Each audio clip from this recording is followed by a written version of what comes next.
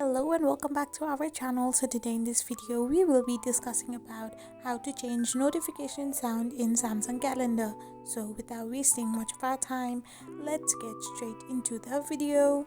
So first and foremost, all you need to do is simply tap open your Samsung Calendar from your home screen and then tap open the hamburger like menu. Once you do this, you need to hit the settings option, and from there you need to simply scroll down below.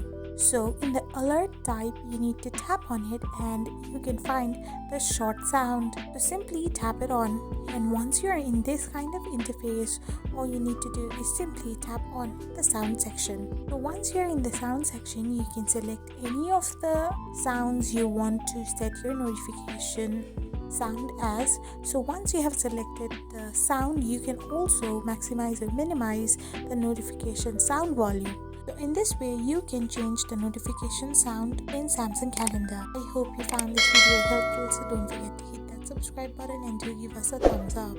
Thank you for watching.